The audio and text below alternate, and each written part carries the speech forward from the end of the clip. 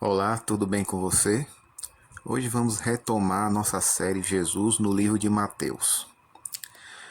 O tema de hoje é as credenciais do Messias.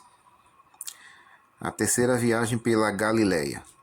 Enquanto os 12 apóstolos realizavam sua viagem missionária, Jesus, acompanhado por outros discípulos, foi ensinar e pregar em outras cidades que eles não visitaram. Mateus introduz uma nova seção narrativa, desta vez concentra os relatos e os ensinos de Jesus para demonstrar que o rei prometido antigamente, que tinha que vir e que veio, é Jesus. A pergunta de João Batista, através de seus discípulos, é a melhor introdução ao tema. É você o que tinha que vir? Mateus 11, versos 2 a 19. João tinha pregado a respeito de Jesus com uma segurança inalterável. Antes que Jesus o visitasse à margem do Jordão, no momento da visita e depois dela, uma coisa era clara. O que vem depois de mim, disse João Batista, batizará com o Espírito Santo e com fogo. Mateus 3, versículo 11. Além disso, o próprio João Batista declarou: Este é o Cordeiro de Deus que tira o pecado do mundo. João 1, versículo 29. Nunca vacilou, bem sabia quem era Jesus. A solidão de seu longo aprisionamento, um ano mais ou menos, e as constantes perguntas de seus discípulos sobre a obra de Jesus produziram seu efeito. Será ele realmente?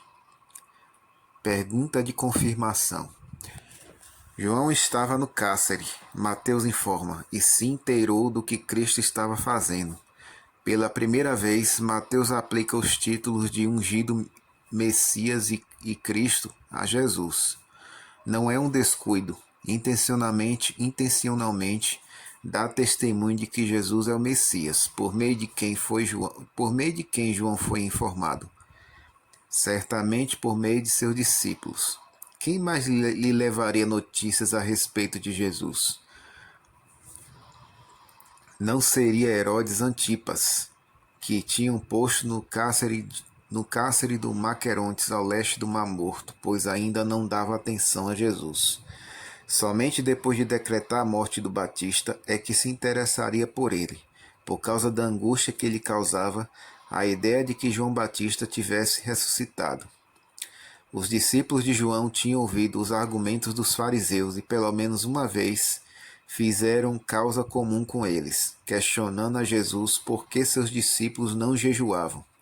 Tiveram a impressão de que Jesus se afastava da austeridade da pregação e da vida de João, e com toda a segurança transmitiram estes pensamentos a João, que não chegou a duvidar, porém necessitava de confirmação, especialmente por causa dos seus discípulos. Enviou-os então com uma pergunta direta, a mais direta possível: É você o que tem que vir ou devemos esperar outro? O que vem é uma expressão messiânica muito usada na literatura judaica, escrita no período intertestamentário entre o último escritor do Antigo Testamento e o primeiro do Novo. Esses escritores se apoiavam em duas passagens do Antigo Testamento para se referir ao Messias que vem. Bendito que vem em nome de Jeová. Salmo 118, versículo 26. E virá o Redentor a Sião, e aos que se voltam da iniquidade de Jacó, diz Jeová. Isaías 59, versículo 20. Os que pensam que João Batista só esperava o cumprimento da promessa do retorno de Elias, quando disse: O que vem depois de mim é mais poderoso do que eu, estão muito enganados. Aqui há uma clara referência ao Messias. João esperava o Messias, sabia pelas profecias, agora queria uma confirmação por meio das próprias palavras de Jesus. Jesus o confirma, isso está no livro de Mateus 11, versículos 4 a 19. Respondeu Jesus, diz Mateus, que estava presente e o ouviu. Seu relato é ao mesmo tempo o relatório de um fato histórico e um testemunho pessoal do que Jesus disse. Sua resposta fornece a confirmação solicitada por João, que a estende à multidão. Vão e contem a João, disse Jesus àqueles discípulos. O que deveriam contar? duas coisas: o que estão vendo e o que estão ouvindo. O que eles veem? Milagres que somente o Messias seria capaz de fazer, por sua natureza e por sua quantidade. Os cegos veem, os coxos andam, os leprosos são curados, os surdos ouvem, os mortos ressuscitam, e aos pobres é anunciado o Evangelho. O que ouvem? Os comentários maravilhados das pessoas e as palavras que Jesus lhes dirige diretamente, dizendo: Bem-aventurado que não tropeça por minha causa. Originalmente, nesse texto, o verbo tropeçar significa o que não induz o outro a abandonar sua fé. Sem dúvida, os discípulos de João viram nessa frase um conhecimento a respeito deles, que uma pessoa comum não podia ter. Quer dizer, Jesus fazia os milagres do Messias e, como Messias, conhecia as intenções não reveladas de seus interlocutores. Suas próprias dúvidas, que não eram de João, era o Messias. Então, já não tratariam de influenciar seu mestre com argumentos negativos. Tinham a confirmação que eles e ele, João, necessitavam. Quando os discípulos de João se retiraram, Jesus se voltou para a multidão, a fim de ampliar a resposta. As pessoas ouviram a conversa com os discípulos de João e conheciam João Batista. Alguns pensaram mal a respeito de João. Como podia ele fazer essa pergunta? Acaso imagina ele que Jesus não é quem pensamos que seja? Jesus o surpreendeu uma vez mais. Que saíste a ver no deserto? Perguntou-lhes. Um caniço agitado pelo vento? Um homem vestido de roupas finas? Ora, os que vestem roupas finas assistem nos palácios reais. Nada disso. O que vocês saíram a ver foi um profeta, e um profeta muito especial, aquele de quem escreveu o profeta. Eis que envio o meu mensageiro que preparará o caminho diante de mim. Mateus 11, verso 10, Malaquias 3, versículo 1. Ao citar uma profecia messiânica, confirma a condição profética do Batista e sua própria condição de rudeza no vestir.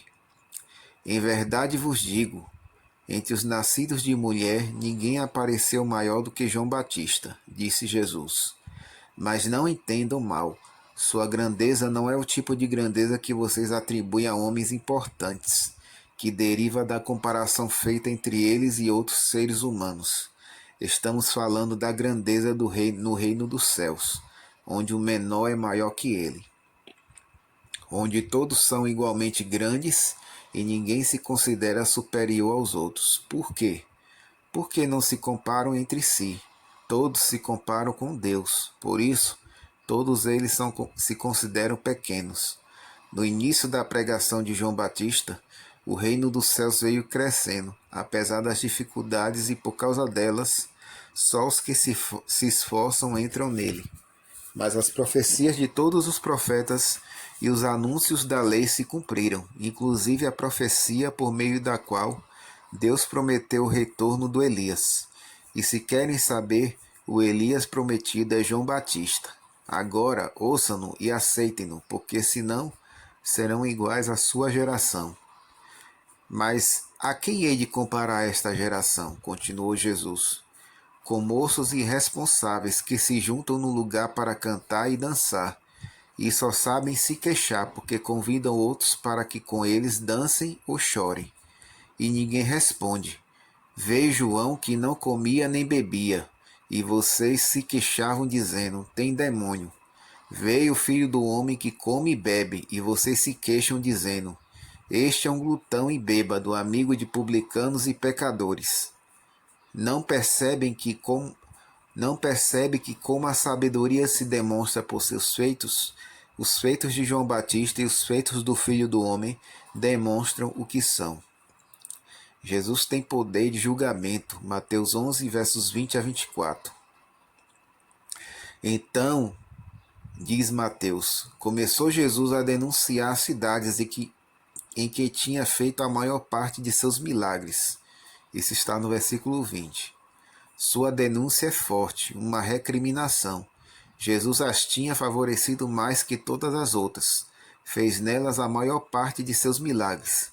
e os milagres para o povo constituem uma linguagem muito mais convincente que meras palavras. Tampouco as tinha privado de sua palavra, nem lhes tinha negado seu afeto. Receberam tudo. Jesus nunca reprova sem ter esgotado todos os métodos suaves de comunicação e serviço. Mereciam a recriminação. Por quê? Porque não se arrependeram. Estranho, não tinham rejeitado os milagres. Cada vez que Jesus aparecia, as pessoas se amontoavam ao seu lado, levando todo tipo de doentes para que fossem curados. Queriam milagres, também não o rejeitaram. Não há registro de quem tenha atentado contra a sua vida, como aconteceu em Nazaré ou em Jerusalém. O problema delas não era receber, estavam dispostas a continuar recebendo juntamente com seus milagres. O problema era dar. Nada queriam dar de si, nem seus pecados, não se arrependeram. Corazim e Betsaida, piedade por sua ruína. Mateus 11, versos 21 e 22. Ai de ti, Corazim, ai de ti, Betsaida. Eis uma advertência carregada de sentimento piedoso. Não é clamor de vingança nem desejo de castigo. Sentimentos que nascem do coração humano, egoísta e pecador. Por outro lado, a piedade e a misericórdia são projetos do rei e dos súditos de seu reino. Mateus quis mostrar que Jesus era o rei que devia vir, e essa forma de apresentá-lo demonstra que até nas recriminações, Jesus é superior aos mortais. Depois da advertência, vem a explicação. Por que a ruína de Corazim e Betsaida? Pela falta de arrependimento, apesar dos milagres que nelas foram realizados. Em seguida vem a comparação. Se os mesmos milagres tivessem sido feitos em Tiro e Sidom, há muito que essas cidades teriam se arrependido. Possivelmente a mesma experiência de Nínive depois da pregação de Jonas. O que acontece aqui? Por que aparentemente os mais afastados de Deus têm mais disposição para o arrependimento que os mais próximos? Será que os mais religiosos se sentem orgulhosos de sua religiosidade ou de sua religião? Será que a pessoa religiosa se torna insensível na rotina de uma piedade formal, sem raízes profundas que a revitalizem cada dia no poder do Espírito Santo? Como quer que aconteça, é terrível, dolorosamente terrível. Perde-se agora e depois. Agora, a pessoa impenitente perde até o sentido do que Cristo faz por ela. Jesus fazia os milagres para que as pessoas se arrependessem, e elas não se arrependiam. Pensavam que o objetivo do milagre da cura era a saúde do doente, e só procuravam isso. Não se arrependiam, nem percebiam que Jesus as tratava assim para que se arrependessem e entrassem em seu reino. E depois o julgamento. Digo-lhes que no dia do julgamento haverá menos rigor para Tiro e Sidom, cidades fenícias adoradoras do Baal, do que para vocês. Vocês tiveram a oportunidade de se arrepender e não se arrependeram. Tiro e Sidom não se arrependeram porque não tiveram oportunidade para fazê-lo. Cafarnaum, Mateus 11, versos 23 e 24. E você, Cafarnaum, diz Jesus, acaso será levantado até o céu? Não, até o abismo será abatida.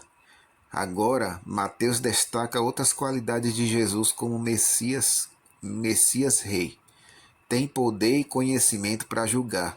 Cafarnaum se exalta como Babilônia, considerada por todos os judeus o epicentro do mal.